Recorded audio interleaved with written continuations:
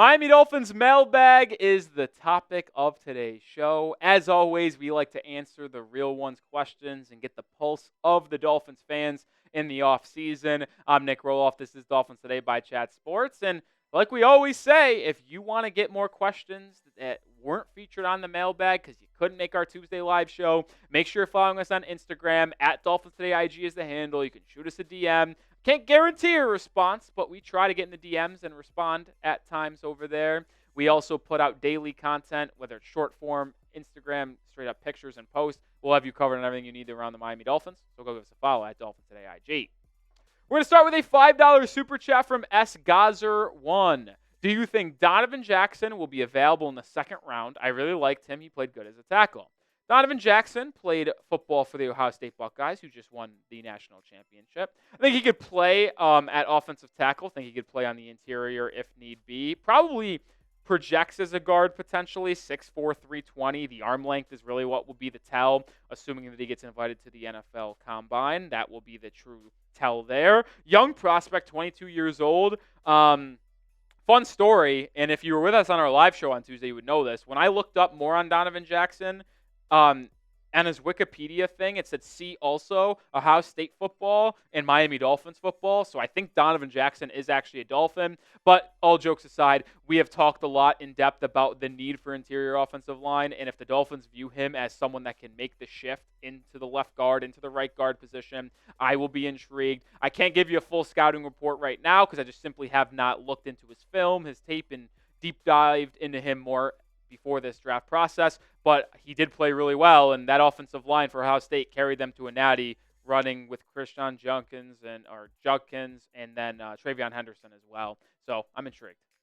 Angel with a question. What are your thoughts on giving Tyrel Dodson a nice 2-year deal? I'd actually be in. One of the biggest needs for the Miami Dolphins this year is in off-ball linebacker too. We know, like, that in order, if you ranked my biggest position of need, it goes interior offensive line number 1, safety number 2, probably off-ball linebacker 3, and then you can just put interior defensive line, backup quarterback 4A, 4B. But you need to find an off-ball linebacker to complement Jordan Brooks. It was an issue all year long. And Jordan Brooks was, by the way, signed to be the complement linebacker to David Long Jr., who just had a horrific season this year. You had Anthony Walker Jr. try to fill that void. He did not do it well. Tyrel Dodson started 3 games this year, the final 2 for Miami, also one earlier in the year when Walker Jr. had an injury. Thought he played relatively well. If the Dolphins re-signed Tyrel Dodson on a 2-year, $9 million deal, so $4.5 per season, I would be in on that. I think it's pretty good value for each side. Dodson could be your off-ball linebacker too. He is someone who is not afraid to get in the run game department, and maybe him and Brooks could be that linebacker duo you were looking for. You still need to fill out some of that room in terms of depth, and maybe Dodson is just a depth piece. But I would like to bring Dodson back. I thought he did enough in the 3 or 4 games he started for the Fins this past season to earn a cheap 2-year contract.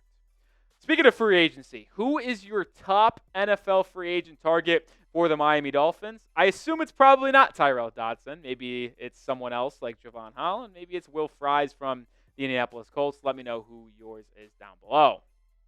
Maybe it's a quarterback, Marcus Mariota.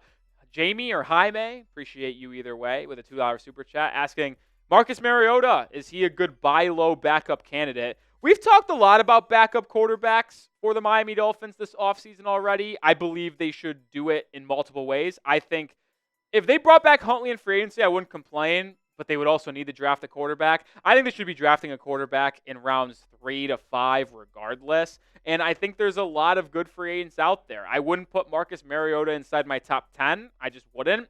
But I wouldn't complain if he ultimately was signed by the Dolphins regardless. These are the top 10 free agent quarterbacks in my mind. Justin Fields and Sam Darnold probably outprice you. Darnold's going to get $30, $40 million potentially as a starter. Fields is probably going to get a trial bridge quarterback starting role in the NFL for $10 million per season, similar to what Darnold got from the Vikings. But guys like Jameis Winston, Mason Rudolph, Andy Dalton in particular is probably my number 1 choice on this list. But other guys like Mac Jones, Carson Wentz, Drew Lock would all be intriguing veteran options that I would probably have over Marcus Mariota because I think they fit the Dolphins scheme and system more. But Marcus Mariota, a veteran, I wouldn't hate him. Good locker room guy as well. All right, we're going to answer some more questions coming up in just a second, but we are sponsored by PrizePicks, the #1 daily fantasy sports platform out there, and it's so easy to play. All you do is pick more or less than on 2 to 6 player stat projections, and you can win up to 1,000 times your cash. And with the big game almost here, it's now or never. Don't miss out on the last football game of the season with PrizePicks, the best place to win cash while watching the big game.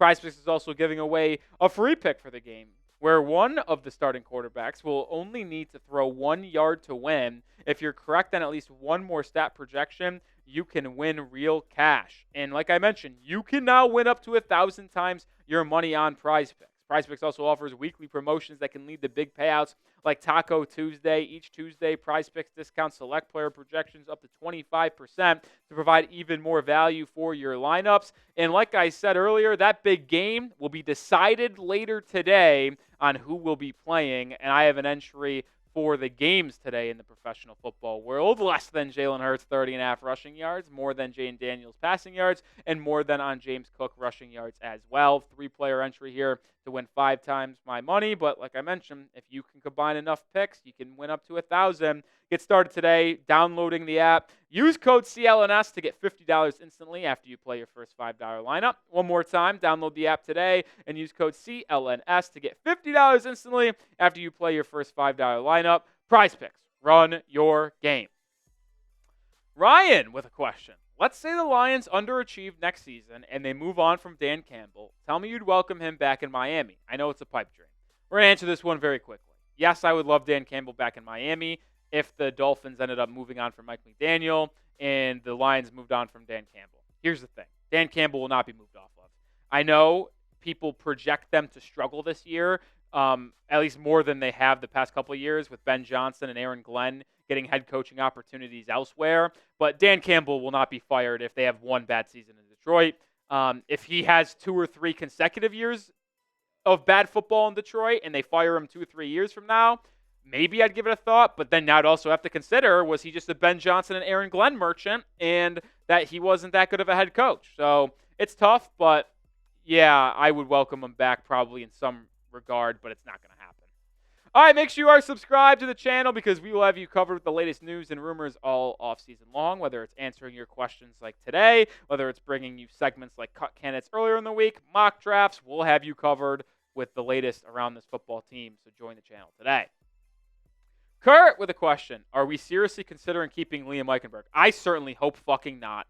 Sorry for swearing, but he is a free agent, and if the Dolphins re-sign him, I might make a full 10-minute video reacting to that signing to where I only say the F word for 10 minutes.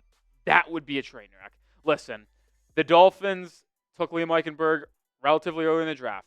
Out of Notre Dame, I can't speak to where I felt on the draft pick when it was made, but I knew for 1,000% certainty he should not have been the starting offensive guard this year. I said it all offseason long that they needed to sign someone, whether it be Greg Van Roten or someone else. They didn't do that. They rolled with Eichenberg, and boy, did he suck even more. The Eichenberg experiment is over in Miami.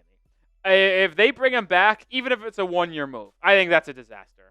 And I guess I could understand it from some perspective because maybe they sign him to a one-year, like $2 million, $3 million vet min contract, and he is just a backup interior offensive lineman, because if we're going to be honest, there are worse options out there on the interior offensive line for depth reasons. Not starting, just depth. Like, if he is your backup guy because he can play center, he can play one of the 2 offensive guard positions, sure. I can't complain that much. Like, he's better than what Lester Cotton was this year, right? So, sure, if they brought him back on a 1-year vetman deal to be the backup, yes. But if they brought him back to be the starter, I might not even watch next season. I'm not even kidding. If they brought him back next year, my confidence for this team making the playoffs would be at a 0. But let me know your confidence level in Miami making the NFL playoffs in 2025. Obviously missed it for the first time under Mike McDaniel after making it the first 2 seasons. Scale of 1 to 10, let me know your confidence down below. Cameron with a question.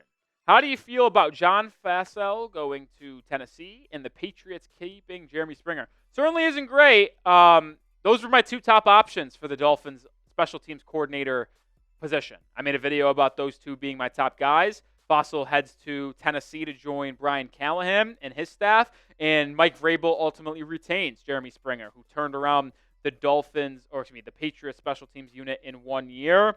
There is a name that I want to let you guys know of, and if we hire a special teams coordinator prior to this video going out, because this is going out 3 or 4 days later than our filming, well, that sucks for me because this video's out, but I'd like everyone to keep an eye on Richard Hightower. He is worked with the Bears in the past, and he's worked with Mike McDaniel in the past with San Francisco, and there are a lot around the league connecting dots saying that Richard Hightower, former Bears guy, could head to Miami to be the special teams coordinator.